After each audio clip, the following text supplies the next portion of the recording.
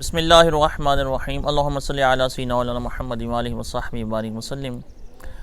ہمارے ہاں عموماً جو مناظرے ہوتے ہیں رفع دین پہ، آمین بالجہر پہ، اختلافی مسائل ہیں، فروعی مسائل ہیں، ان پر گفتگو کی جاتی ہے، لیکن اہل حدیث حضرات کے ساتھ جو غیر مقلدین ہیں ان کے ساتھ جو بنیادی اختلاف ہے اس پہ جو ہے وہ گفتگو کی جاتی ہے تو بہت کم کی جاتی ہے۔ حالانکہ اگر وہ بنیادی اختلاف ہی ختم ہو جائے تو پھر ہمارا اہل حدیث کے ساتھ کوئی بھی اختلاف باقی نہیں رہتا، اور وہ اختلاف ہے مسئلہ تقلید کا۔ یعنی مسئلہ تقلید ہی ایسا مسئلہ ہے جس کے اوپر اس تمام مسائل کی بنیاد رکھی ہوئی ہے۔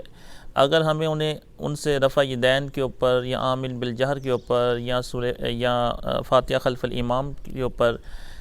اس کے علاوہ جتنے بھی عملی مسائل ہیں، فقہی مسائل ہیں، جتنے بھی اختلافات ہیں، ان تمام اختلافات کی وجہ مسئلہ تقلید ہی ہے کہ وہ تقلید کے منکر ہیں۔ اگر وہ امام شافعی رضی اللہ تعالیٰ عنہ کے پیروکار بن جائیں، امام مالک کے یا امام احمد بن حنبل کے یا حنفی ہو جائیں، چاروں مذاہب میں سے کسی ایک مذہب کو اختیار کر لیں، تو وہ شافعی ہو کر رفع دین کریں، ہمیں کوئی اعتراض نہیں ہوتا۔ وہ شافعی ہو کر آمین بالجہر کریں، ہمیں کوئی اعتراض نہیں۔ وہ شافعی ہو کر جو ہے وہ فاتحہ خلف الامام کریں، ہمیں کوئی اعتراض نہیں۔ اس کا مطلب ہے کہ اصل اختلاف تو مسئلہ تقلید میں ہے، اور اس مسئلہ تقلید میں ہم گفتگو کرنا پسند نہیں کرتے،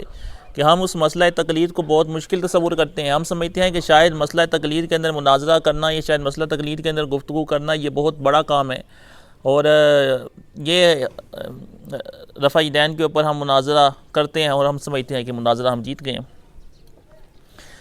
ایک نہایت عام نقطہ میں یہاں ذکر کر رہا ہوں کہ جتنے بھی مناظرے آپ رفع دین کے اوپر دیکھیں،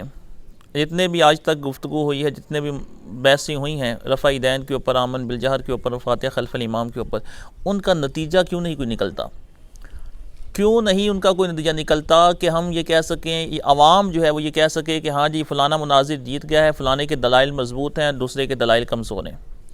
اس کی وجہ یہ ہے کہ جو ہمارے مذاہب اربعہ ہیں ان کے اندر اللہ رب العزت نے ایسی تقویت، طاقت پیدا فرمائی ہے کہ ان کا رد نہیں کیا جا سکتا۔ آپ اگر مسئلہ رفع الیدین کے اوپر کسی کے ساتھ بات کرنا چاہ رہے ہیں اور وہ اہل حدیث ہے تو آپ سمجھتے ہیں کہ ہم نے اس کو ہرا دیا ہے،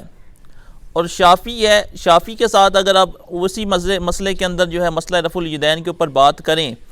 تو شافعی کے پاس دلائل موجود ہوں گے، اور ہم کہیں گے نہیں ان کا کرنا تو درست ہے، ان کا جو ہے وہ یہ کر سکتے ہیں، ان کا کرنا درست ہے، لیکن ہم جو ہے وہ یہ کہتے ہیں کہ اپنے دلائل کے اعتبار سے ہم یہ سمجھتے ہیں کہ ہم مناظرہ جیت گئے ہیں، لیکن حقیقت حال یہ نہیں ہوتی۔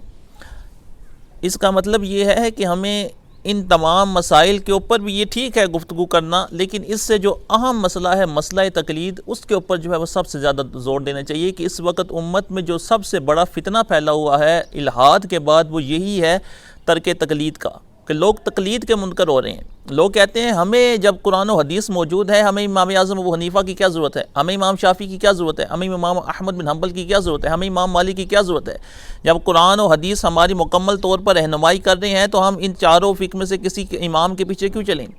لوگ جو ہیں وہ نماز کا طریقہ آج اگر حنفی فقہ کے مطابق بتایا جائے وہ نہیں مانتے، وہ کہتے ہیں ہمیں نماز کا طریقہ جو ہے بخاری و مسلم کے مطابق بتاؤ، ہمیں نماز کا طریقہ بتانا ہے تو قرآن و حدیث کے مطابق بتاؤ۔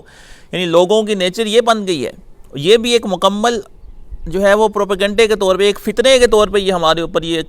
جو ہے وہ مسلط کیا گیا ہے کچھ لوگوں کی طرف سے یہ فتنہ، کہ وہ ان تمام چیزوں کو اس لحاظ سے دیکھتے ہیں کہ یہ قرآن و حدیث سے ہمیں ہر دلیل پیش کی جائے۔ اب اگرچہ انہیں قرآن و حدیث کا علم نہ ہو، ان کو نماز کا طریقہ بخاری و مسلم سے دکھائیں، وہ کہیں گے واہ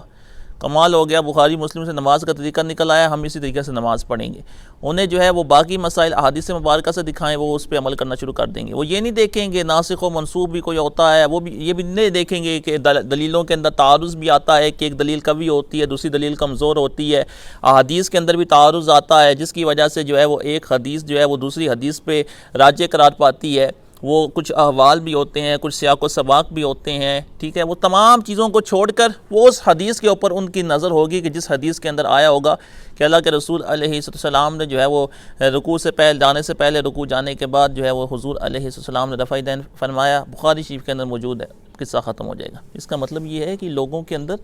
کہ یہ لوگ اس چیز کو پسند کرتے ہیں،